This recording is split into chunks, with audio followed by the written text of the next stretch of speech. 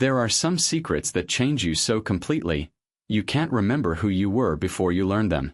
I'm 55 years old now, and I've carried this one for 22 years. Every full moon, I find myself staring out my window, remembering. Wondering if he's still out there. Wondering if he remembers me the way I remember him. People ask me sometimes why I live alone in these woods, why I never remarried after Sarah died, why I seem to be waiting for something that never comes. I tell them I like the quiet. I tell them the forest understands me better than people do. But that's not the whole truth. The whole truth is that I'm keeping a promise to something that shouldn't exist, and that promise has defined every day of my life since the winter of 2003. My name is John Merkley, and I spent 30 years as a park ranger in the Superior National Forest, up here in northern Minnesota where the trees grow so thick and tall they block out the sky, where winter comes in October and doesn't leave until May, where you can walk for days without seeing another human soul. I loved this work. I loved the silence, the way the snow muffled every sound until the world felt wrapped in cotton, the way the northern lights would dance green and purple across the frozen lakes. Sarah loved it too, before the cancer took her. We had a small cabin about 15 miles from the nearest town, accessible only by a logging road that the county stopped maintaining back in the 90s. It was perfect. It was ours. Sarah died in September of 2003. Ovarian cancer stage 4 by the time they found it. 6 months from diagnosis to death. I watched the woman I loved for 23 years waste away to nothing. Watched the light go out of her eyes 1 degree at a time.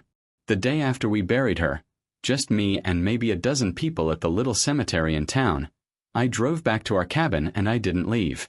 I called my supervisor, told him I was taking my accumulated leave. 4 months of it. He tried to argue, said I needed people around me, said isolation wasn't healthy for grief. I hung up on him. October passed in a blur. I chopped wood, I read Sarah's books, I sat in her chair and tried to feel her presence. November came with the first real snow. 3 feet in one night. The kind of snow that transforms the world into something unrecognizable. I remember standing on my porch that morning, watching the dawnlight turn everything pink and gold, and feeling absolutely nothing. That was the worst part. Not the sadness. I could have lived with sadness. It was the emptiness. The sense that Sarah had taken everything that mattered when she left, and all that remained was this hollow thing that looked like John Merkley but wasn't, not really. The cabin sits in a small clearing surrounded by white pine and birch. Behind it, the forest slopes down to a frozen creek, and beyond that, it's nothing but wilderness for 60 miles.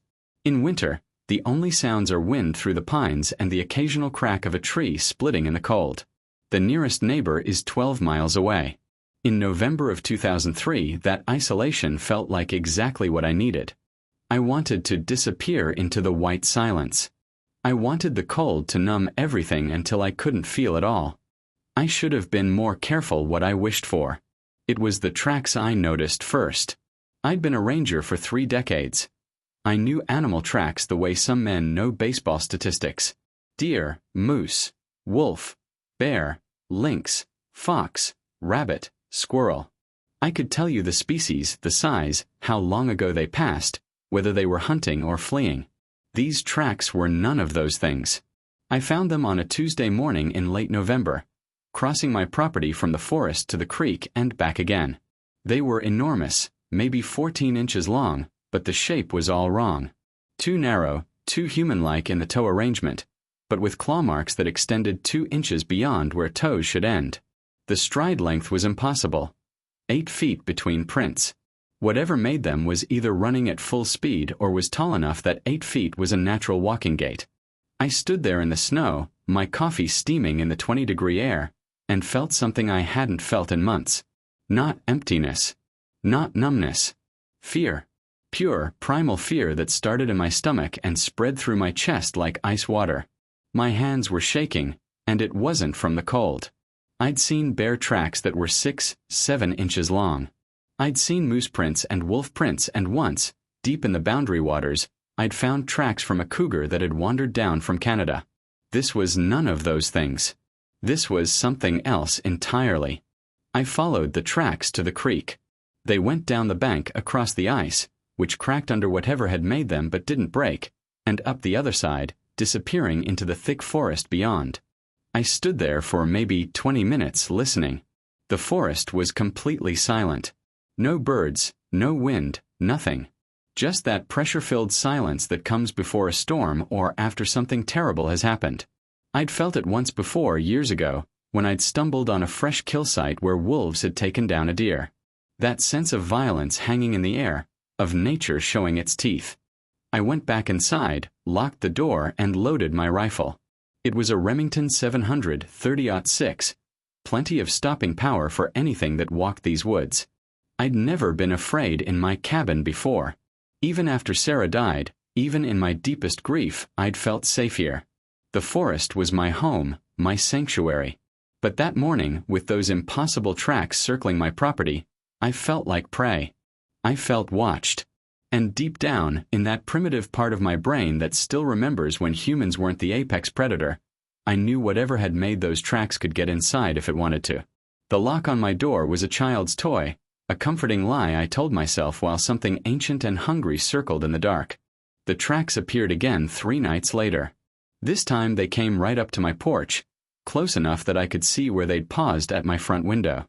The snow there was compressed in a way that suggested weight, presence, something standing still and looking in. I tried to tell myself it was a bear, disoriented and awake during hibernation season, confused by hunger. But I'd seen confused bears. I'd tranquilized them, relocated them, studied their behavior. This wasn't that. The tracks were too purposeful, too intelligent in their pattern.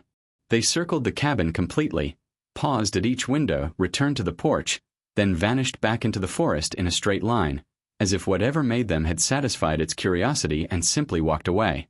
I didn't sleep that night. I sat in my living room with the rifle across my lap and every light in the cabin blazing. The wind picked up around midnight, howling through the pines with a sound like voices crying out. Sarah used to love that sound. She'd curl up next to me on nights like this and say the forest was singing us to sleep. Now it just sounded lonely, desperate, like something trying to get in. Around 3 in the morning, I heard it for the first time. A sound I can still hear perfectly when I close my eyes, even now, 22 years later. It started as a low moan, so deep I felt it in my chest more than heard it with my ears. Then it rose in pitch, becoming something between a howl and a scream, high and piercing and wrong in every possible way. It wasn't an animal sound. It wasn't a human sound. It was something that should not exist making a noise that should not be possible. The sound lasted maybe 15 seconds, echoing off the frozen trees, and then silence crashed back down like a physical weight. I sat frozen in my chair, the rifle gripped so tight my knuckles were white. Every instinct I had was screaming at me to run, to get in my truck and drive until I hit civilization, to never come back to this place. But I couldn't move. Terror has a way of rooting you in place, turning your muscles to stone. And underneath the terror was something else, something I didn't want to acknowledge. Curiosity.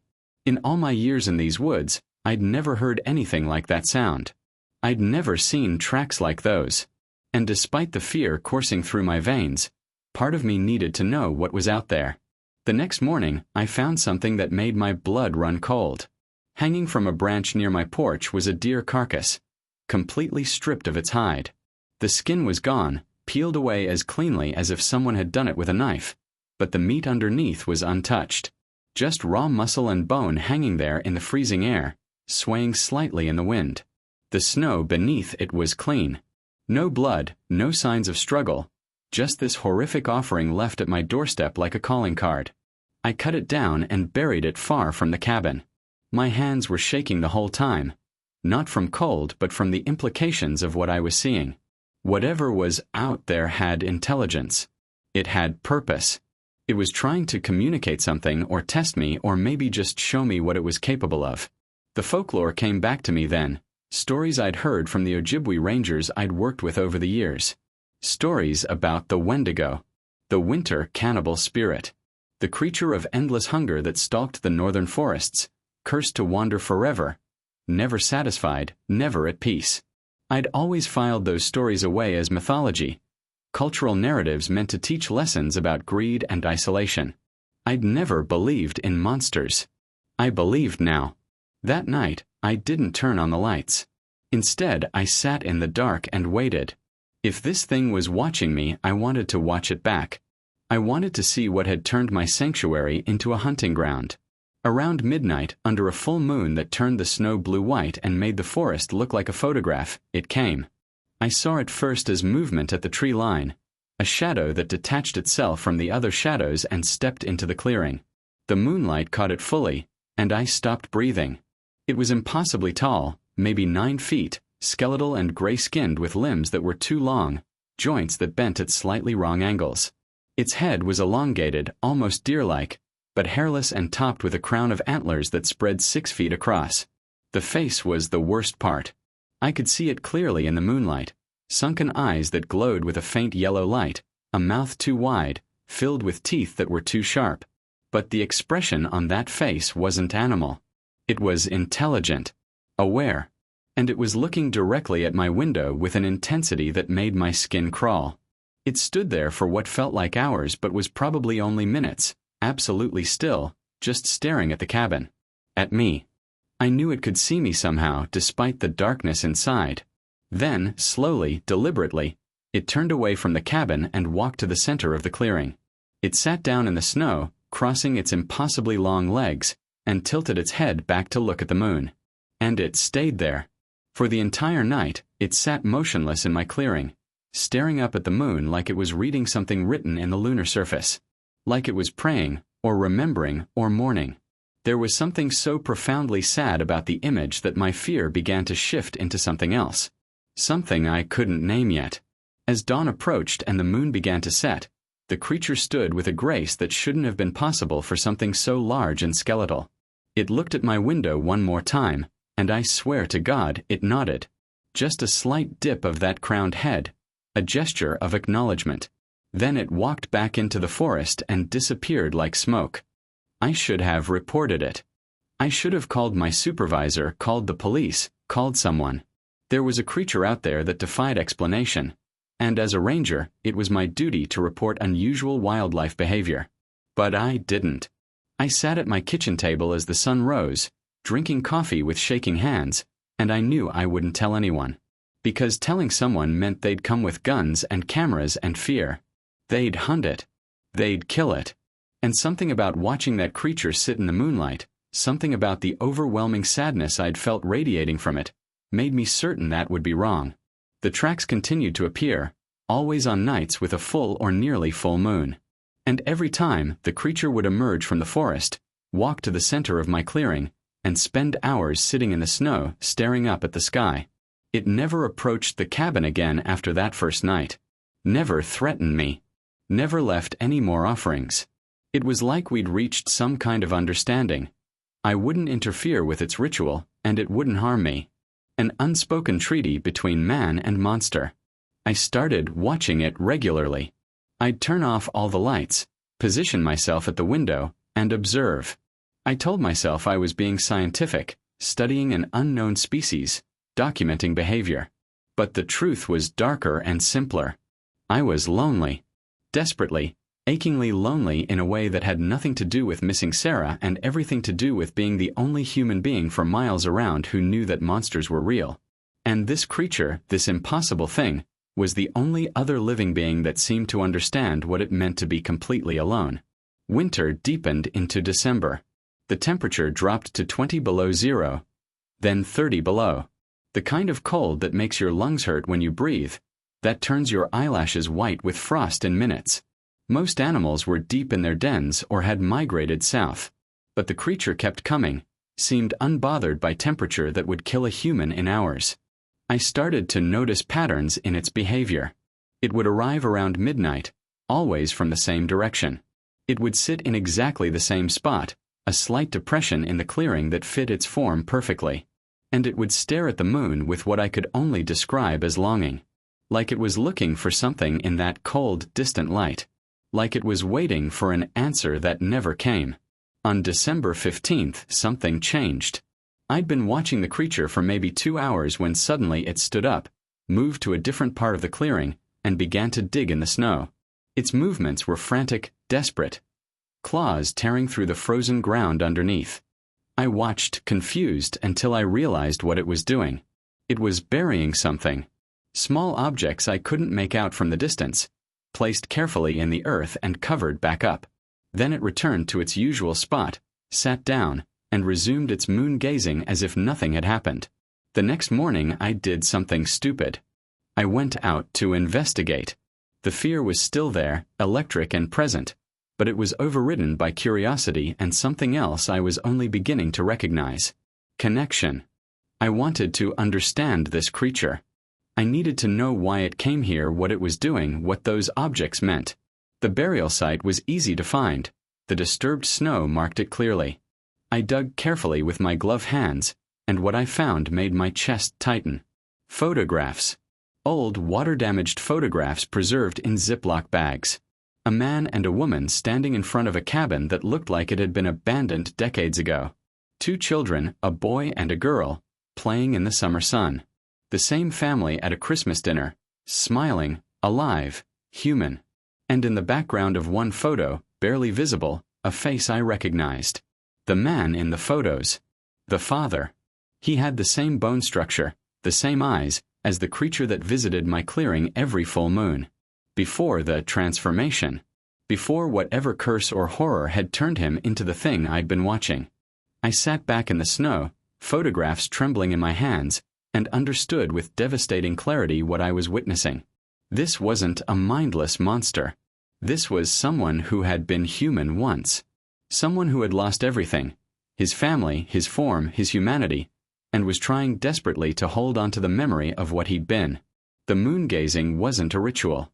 It was grief. It was a nightly vigil for a life that was gone forever, for people who were probably long dead, for a version of himself he could never get back. The creature appeared at the tree line. I hadn't heard it approach, but suddenly it was there, 20 feet away, those yellow eyes fixed on me. I was holding its memories in my hands, invading its privacy, trespassing on its sacred ground. I should have been terrified. I should have run. Instead, I stood slowly, carefully, and held out the photographs toward it. "I'm sorry," I said. My voice cracked. "I'm sorry for what happened to you." The creature didn't move. We stood there in the cold December morning, man and monster, connected by a grief neither of us could escape. Then, so slowly I almost missed it, the creature tilted its head. Not a nod this time. A question. And I understood what it was asking. I understood with a certainty that defied logic or reason. It was asking if I'd keep it secret. I nodded. "I won't tell anyone. I promise." The creature held my gaze for another long moment, then turned and walked back into the forest, leaving tracks in the fresh snow that looked almost human if you didn't look too closely. I reburied the photographs exactly where I'd found them, marking the spot in my memory. From that day forward, we had an agreement. I would witness its grief, guard its secret, and never interfere. And it would trust me with the truth of what it had become. I didn't know yet how much that promise would cost me. Christmas came and went. I didn't celebrate. The cabin felt too empty, too full of Sarah's absence. But on Christmas Eve, something happened that changed everything. The creature arrived earlier than usual, around 9 o'clock, and it wasn't alone. There was a second one. Smaller, more human-sized, with antlers that were still growing, still developing. A juvenile. And the way the larger creature moved around it, positioned itself between the younger one and my cabin, was unmistakably protective. A parent with its child. I watched them through the window, my mind reeling. This wasn't just a solitary monster. This was a family. Or what remained of one. The larger creature, I'd started thinking of it as him, as the man in those photographs, showed the younger one how to sit, how to position itself to see the moon clearly. It was teaching. Passing on the ritual, the nightly vigil, the desperate attempt to hold on to humanity through memory and moonlight. The younger one was restless, kept shifting position, looking around at the forest at my cabin. But the adult would make a soft sound, barely audible even in the still night, and the young one would settle, would try again to hold still and focus on the moon. It was the most beautiful and heartbreaking thing I'd ever seen. They came together 3 more times that winter, always on the clearest nights when the moon was brightest. And I began to understand something profound. The curse, if that's what it was, didn't erase the people they'd been. It twisted them, transformed them, trapped them in bodies that were no longer human. But inside those skeletal frames and behind those yellow eyes, they were still fathers and sons, still family, still capable of love and loss and the desperate need to remember. January brought the coldest temperatures I'd experienced in 30 years. 50 below zero. The kind of cold where your breath freezes instantly, where exposed skin dies in minutes, where the world becomes actively hostile to human life. I kept the wood stove burning day and night, went through my winter supply faster than planned. I should have driven to town for more wood, more supplies. But I couldn't leave. I wouldn't. What if they came and I wasn't there? What if they needed something? The rational part of my brain knew this was insane. They were creatures, not friends. They didn't need me. But the lonely, grieving part of me that had watched my wife die and lost myself in the process knew better. I needed them. I needed to witness their vigil because it gave my own grief purpose. They were holding on to lost humanity, and I was holding on to lost love, and somehow those parallel griefs made both of us less alone.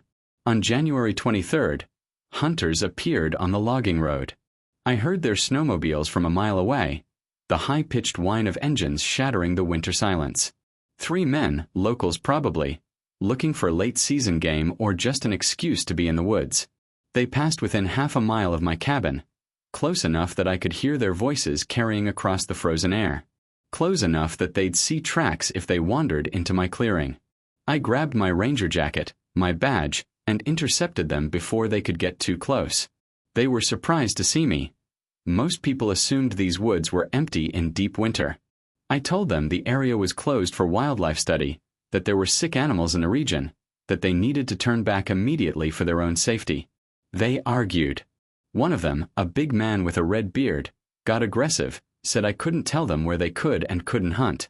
I stood my ground, used every ounce of authority I'd built up over 30 years, and finally they left, muttering curses and complaints.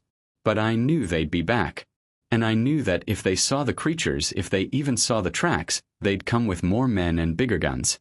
They'd hunt them down like animals because that's what people do when confronted with something they don't understand. Fear makes us cruel. Fear makes us destroyers. That night, when the adult creature appeared, I did something I'd never done before. I went outside. I stepped onto my porch with my hands raised, showing I was unarmed, and I spoke to it clearly. There were hunters here today. I sent them away, but they'll come back. You need to be more careful. You need to stay deeper in the forest. The creature stood at the edge of the clearing, absolutely motionless. The moonlight turned its gray skin silver, made its antlers look like they were made of ice. For a long moment, nothing happened. Then it took a step forward. And another. It walked toward me with slow, deliberate movements until it was standing 10 feet from my porch, close enough that I could see the texture of its skin, the way its breath formed clouds in the frozen air, the intelligence burning in those yellow eyes. It raised one long, clawed hand and pointed at the forest. Then at the moon. Then at me. The meaning was clear. This place was important. The ritual was necessary. And it was asking me to protect it. To protect them. I will, I said. I promise. As long as I can. The creature held my gaze for another moment, then did something I'll never forget. It placed one hand over its chest, over where its heart would be if it had been human. A gesture of gratitude. Or maybe recognition. An acknowledgement that I understood what it had lost, what it was trying to preserve, what these nightly vigils meant. Then it turned and walked back into the forest, and I stood on my porch until dawn, wondering what I'd just committed myself to, knowing I'd do it anyway, knowing I'd keep this promise even if it destroyed me. February brought more snow and more problems. The hunters came back, this time with 4 others. 7 men total, equipped for a serious expedition. They set up camp 2 miles south of my cabin, close enough that I could see their fire at night, smell their cooking. I hiked out to confront them again, But this time they were ready for me. They had permits. Somehow they'd gotten seasonal hunting permits for this area, probably through connections at the county office. Legally, I couldn't force them to leave. The man with the red beard, his name was Tom Hendricks, I learned, showed me the permits with a smirk. "We're legal, Ranger. You can't do nothing about it. And we're tracking something big. Found tracks 2 days ago, bigger than anything I've ever seen. We think it's a rogue grizzly, maybe one that wandered down from Canada. Going to bag it, mount the head, be famous." Famous. That's what drove them. The chance to kill something unusual, something that would get them attention. I tried to explain there were no grizzlies this far south, that whatever they were tracking was probably just distorted moose prints. They didn't believe me. I could see it in their eyes. They knew they were tracking something extraordinary, and nothing I said would stop them. I went back to my cabin and waited for nightfall. The creatures didn't come that night. Or the next. I told myself they were being smart, staying away from the danger. But deep down, I was terrified they didn't understand, that they'd come anyway and walk right into an ambush. The ritual was important to them. Maybe more important than survival. Grief makes us do irrational things. I knew that better than anyone. On February 14th, Valentine's Day, though I'd stopped marking such holidays, I heard gunshots in the distance. 3 shots, rapid succession, then silence. My blood ran cold. I grabbed my coat and rifle and ran toward the sound, my heart pounding so hard I thought it would burst. I found the hunters 2 miles west, standing in a circle, looking down at something in the snow. As I got closer, I saw blood. A lot of blood. But no body. "Damn thing got away," Tom Hendricks said when he saw me. His face was pale, shaken. "We hit it square in the chest, I know we did. But it just kept running.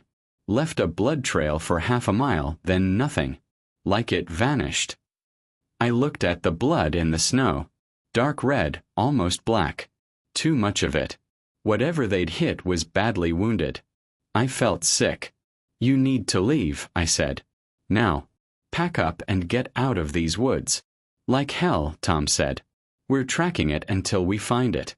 That thing is worth." "It's not worth your lives," I interrupted. My voice was shaking with rage and fear. "You have no idea what you're hunting. You have no idea what it's capable of when it's cornered and wounded." "Then what is it?" another hunter asked. "You know something, don't you? You've seen it." I looked at their faces, saw the excitement and greed and curiosity, and knew that telling them the truth would be the worst possible thing I could do. "It's dangerous," I said finally. "And if you follow it, you will die. That's all you need to know." They laughed. Actually laughed. City men playing at wilderness, thinking their guns made them invincible. I wanted to scream at them, to shake them, to make them understand.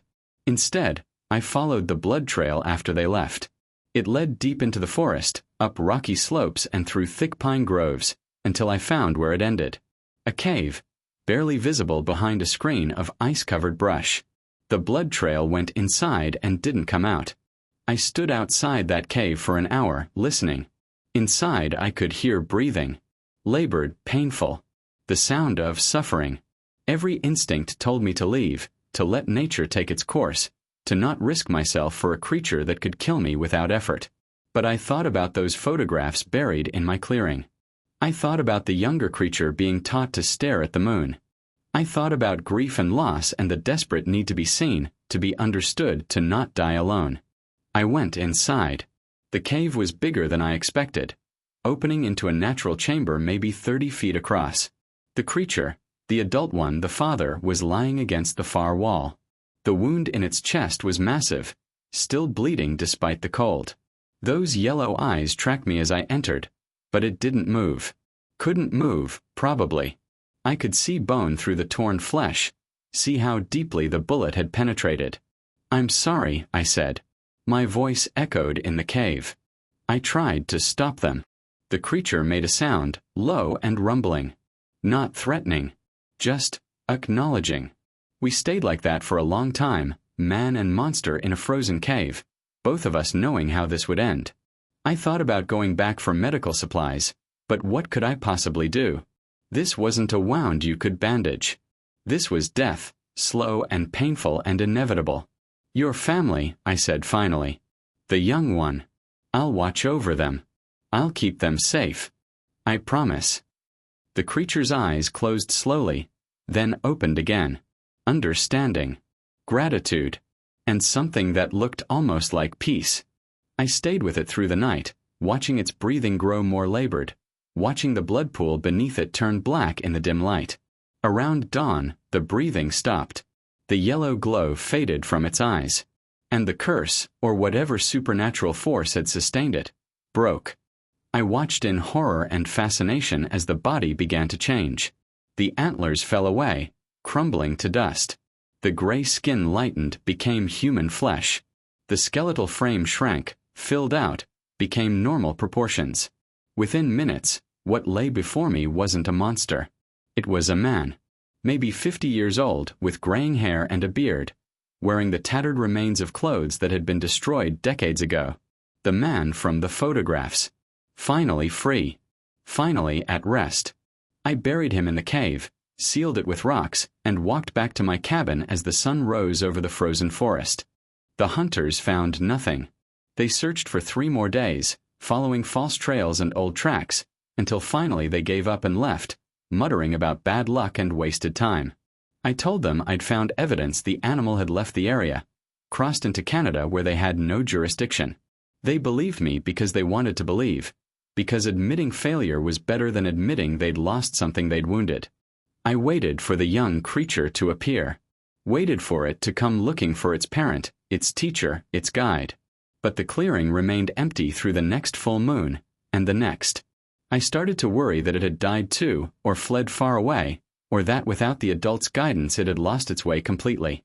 The silence of those nights was unbearable. I'd grown used to the presence, the ritual, the shared grief. Now there was nothing but empty snow and cold moonlight, and I felt more alone than I had even in the first days after Sarah's death. March came with false warmth, temperatures rising above freezing during the day, turning everything to slush before it froze solid again at night. The forest began to wake up. I heard birds for the first time in months, saw tracks from deer and rabbits emerging from their winter dens. Life continuing, indifferent to tragedy, the way it always does. I kept watching the clearing every night, kept hoping to see that skeletal form emerge from the trees. But there was nothing. Then, on March 27th, the young creature came back. It was fully dark, no moon visible through heavy cloud cover, and I almost missed it. But I'd spent so many nights watching that clearing that I'd memorized every shadow, every tree, every rock. And I saw when one of those shadows moved, when something that shouldn't be there stepped hesitantly into the open space. The young creature looked different. It had grown. The antlers were fuller now, spread wider across its skull. Its frame had filled out slightly, though it was still painfully thin, still skeletal in that way that suggested endless hunger. But the biggest difference was in how it moved. There was no confidence, no purpose. It walked to the center of the clearing and stood there, looking around as if lost, as if it had forgotten why it had come. I watched it for an hour as it paced, sat down, stood up again, paced more. It was searching for something. For someone. Finally, unable to bear its obvious distress, I did something incredibly stupid. I went outside. The creature saw me immediately, froze, those yellow eyes fixing on me with an intensity that made my skin prickle. We stood like that, 30 feet apart, both of us unsure what to do next. "He's gone," I said quietly. "I'm sorry. He's at peace now." The creature tilted its head, that questioning gesture I'd seen before. Then it took a step toward me. I forced myself to stand still, to not run, even though every survival instinct was screaming at me to get back inside. It took another step and another until it was close enough that I could have reached out and touched it. This close, I could see details I'd missed from the window. The way its skin wasn't quite gray but had a strange iridescent quality, like oil on water. The way its eyes weren't just yellow but had depths to them, layers of color that shifted in the light. The way it was trembling, either from cold or grief or fear. It raised one clawed hand slowly, carefully, and pointed at the spot where it usually found its parent sitting. then at the moon, hidden behind clouds, then at me. The question was clear. Would I teach it? Would I show it how to maintain the vigil, how to hold onto humanity when everything else was gone? I don't know how, I said. My voice cracked. I don't know what the ritual means. I only know it was important to him. Important to you. The creature lowered its hand. For a moment, I thought it would attack me out of frustration or grief. Instead, it did something that broke my heart. It sat down in the snow, right there in front of my porch, and started making a sound I'd never heard it make before. A keening, high and mournful, the sound of loss given voice. It was crying. This impossible monster was crying for its lost parent, lost teacher, lost hope of understanding what it was supposed to do now. I sat down on my porch steps, putting myself at eye level with it. I'll help you, I said. I don't know what I'm doing, but I'll try. You don't have to do this alone. The creature's keening stopped. It looked at me with those layered yellow eyes, and I swear I saw something shift in them. Recognition, maybe. Or hope. And in that moment something fundamental changed between us. We weren't man and monster anymore. Watcher and watched, human and creature. We were two beings who'd both lost everything, trying to figure out how to survive in a world that no longer made sense. That night, I taught the creature what I'd learned from watching its parent. We sat together in the clearing, and I showed it how to find the moon even through clouds, how to focus on it, how to use that distant light as an anchor for memory and grief and whatever remnants of humanity might still exist inside a cursed body. I don't know if I did it right. I don't know if it understood. But it stayed with me through the night, and when dawn came and it finally stood to leave, it placed one clawed hand on my shoulder. Just for a second. A gesture of trust, of gratitude, of connection. It came back the next night, and the night after that. And slowly, gradually, we developed our own ritual. I would sit on my porch steps and it would sit in the clearing and we would watch the moon together in silence. Sometimes I would talk about Sarah, about my life before this, about what it felt like to lose someone. It never responded with words, but I could tell it was listening by the way it would tilt its head or shift position. And sometimes, when the grief became too heavy for words, we would both just sit in the cold darkness and let the silence say what needed to be said. I was teaching a monster how to be human. Or maybe it was teaching me. I'm still not sure which. Spring came suddenly, the way it does in northern Minnesota. One day it was snow and ice, and the next the ground was thawing, streams running high with meltwater, the forest floor covered in pale green shoots pushing through dead leaves. The creature's visits became less frequent as the nights shortened and the moon became harder to see through the longer days. I told myself this was natural, that it needed to hunt and survive, that it had its own life apart from our nightly vigils. But the truth was I missed it. Desperately. Pathetically. This creature had become my closest companion, my only connection to anything beyond my own grief, and its absence felt like losing Sarah all over again. In early May, my supervisor came to visit. He'd been worried about me, he said. 4 months of isolation wasn't healthy. The leave time was used up. It was time to come back to work, to rejoin the living world, to accept that Sarah was gone and life had to continue. I listened to his speech, made the right noises, promised I'd think about it. After he left, I sat on my porch and stared at the forest and knew I couldn't leave. How could I explain that I'd made a promise to a dying creature? That I was the only one protecting something precious and impossible? That abandoning this place would be abandoning the only purpose I had left? The creature sensed something was wrong. When it appeared that night, the first appearance in over a week, it didn't go to its usual spot. It came directly to my porch and stood there waiting. I looked up at it, at this thing that shouldn't exist, that had somehow become more real to me than any human being in my life. They want me to leave, I said. My job, my old life. They think staying here is unhealthy. The creature tilted its head in that familiar questioning gesture. Then it did something it had never done before. It sat down on my porch steps, right next to me. Close enough that I could feel the cold radiating from its body, could hear its breathing, could see the texture of its skin and the way its muscles moved under it. This close, it was even more impossible, even more wrong. But it didn't feel wrong. It felt right. Like this was exactly where both of us needed to be. "I can't leave you," I said quietly. "I made a promise. And you're all I have now." Is that crazy? Does that make me insane that the only friendship I have left is with something that used to be human? The creature reached out slowly and touched my arm with one clawed hand. The touch was surprisingly gentle, careful not to scratch or hurt.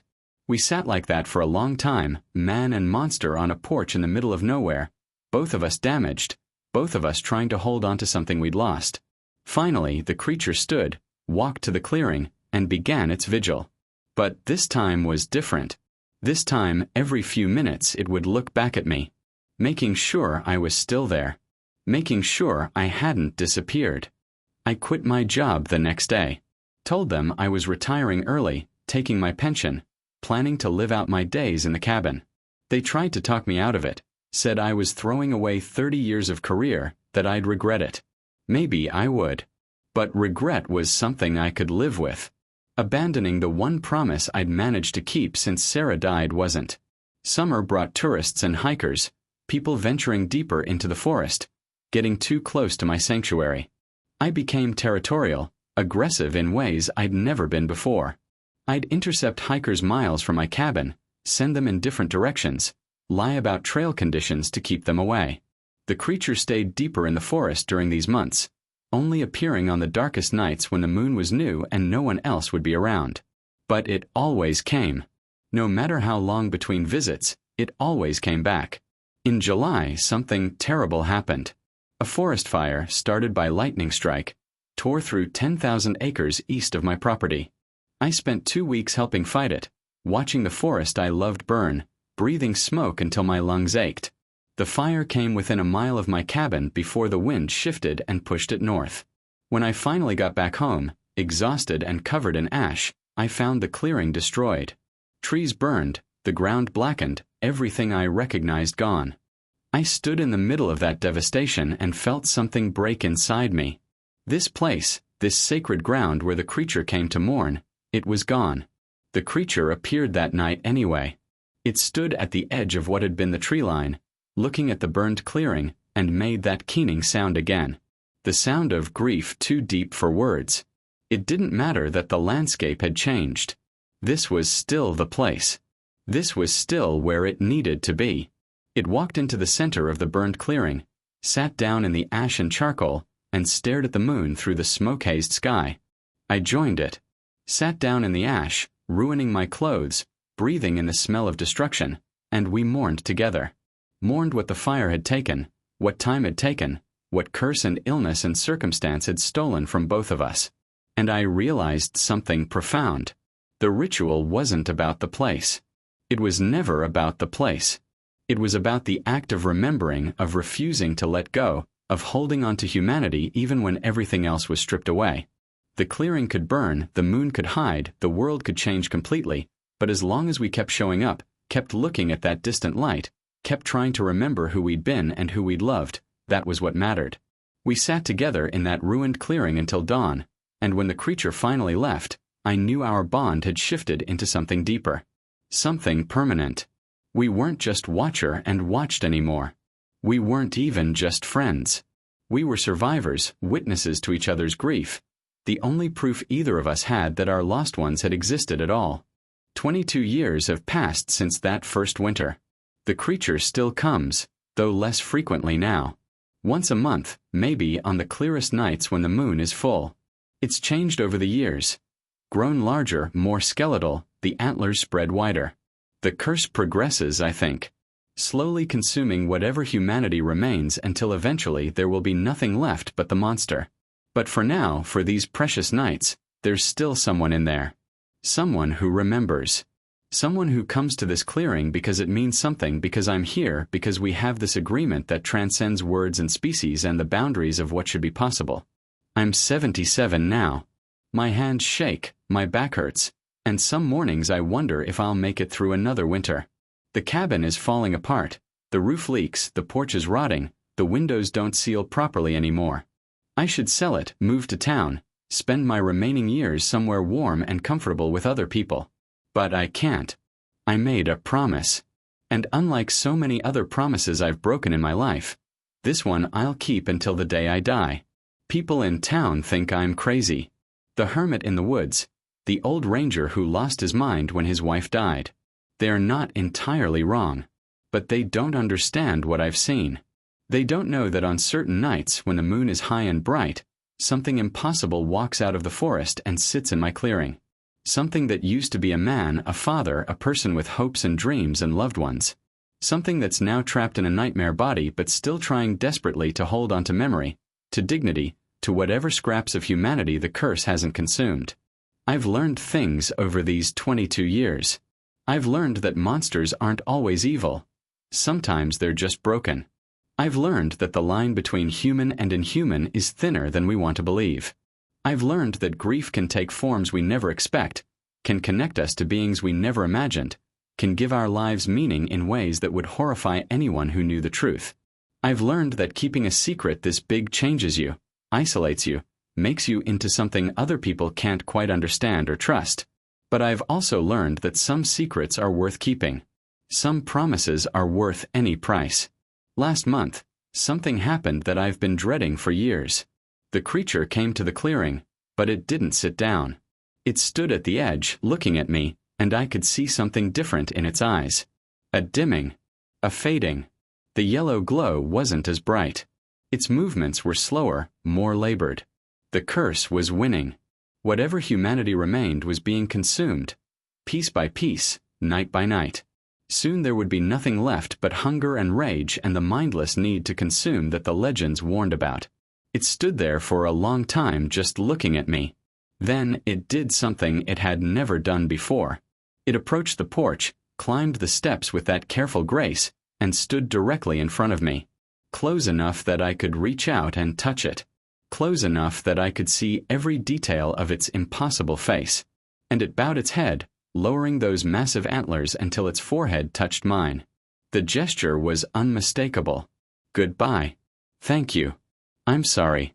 Remember me. Tears ran down my face. I reached up and placed both hands on its head, feeling the cold skin, the solid weight of bone and antler. I'll remember, I whispered. I promise. I'll remember who you were. What you tried to hold on to. That you loved someone enough to spend decades staring at the moon, trying not to forget them. It pulled back slowly, looked at me one more time with those fading yellow eyes, and walked away into the forest. That was 6 weeks ago. It hasn't come back. I wait every night, watching the clearing, hoping to see that familiar skeletal form emerge from the trees. But the forest stays empty. The moon rises and sets, cold and distant and indifferent. And I sit on my porch, an old man with a secret no one would believe, wondering if it's finally over. Maybe the creature has died. Maybe the curse consumed it completely and it's become something mindless and dangerous, wandering the deep forest, attacking anything that crosses its path. Maybe it found peace somehow, found a way to break the curse and die as a human. I'll never know. That's the hardest part of keeping secrets. You rarely get closure.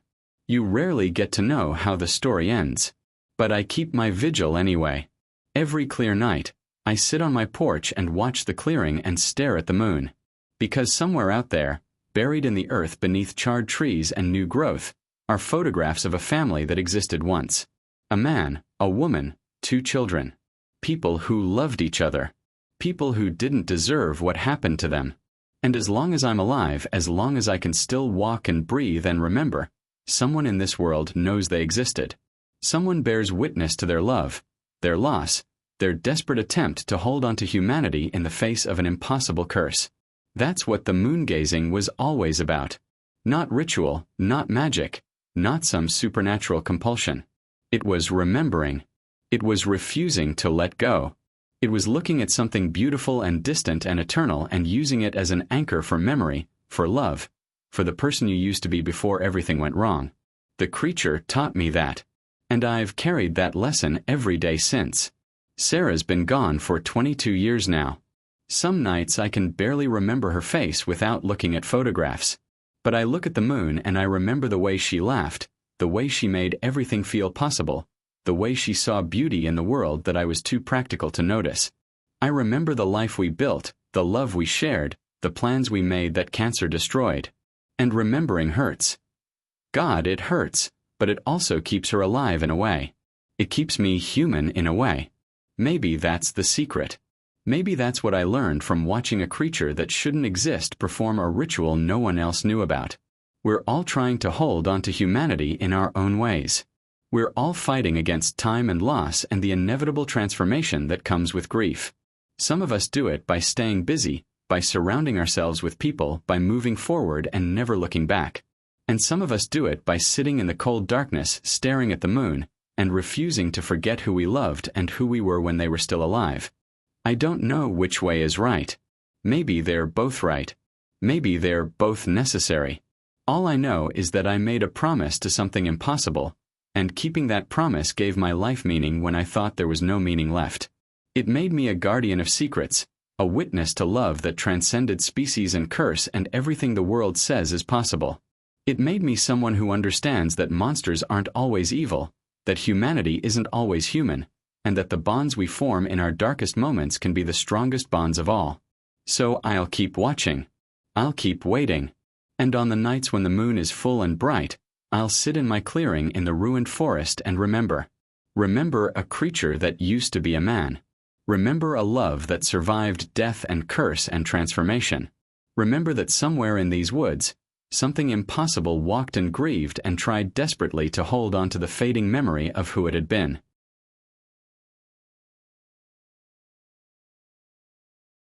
And if you ever find yourself in the northern Minnesota forests on a clear winter night, if you see tracks that are too big and too human and too wrong, if you hear a sound that makes your blood run cold and your instincts scream at you to run, stop.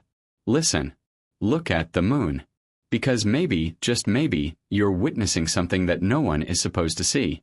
Something sacred and terrible and heartbreakingly human. And maybe, just maybe, that creature needs someone to witness its grief the way I did. Someone to keep it secret. Someone to remember that it once loved and was loved, before the curse took everything away. That's the real secret. That's what will shock you if you ever learn the truth. It's not that the Wendigo exists. It's that deep inside the monster, there's still a person desperately trying to remember who they used to be. Still someone who loved enough to spend decades staring at the moon, holding on to memories that should have faded years ago. Still someone who needs witnesses, who needs someone to understand, who needs someone to promise they won't forget. I made that promise. And I'll keep it until the day I die. Thanks for following the story. If you can, leave a like on the video and subscribe to the channel. It really helps YouTube share our content with more people.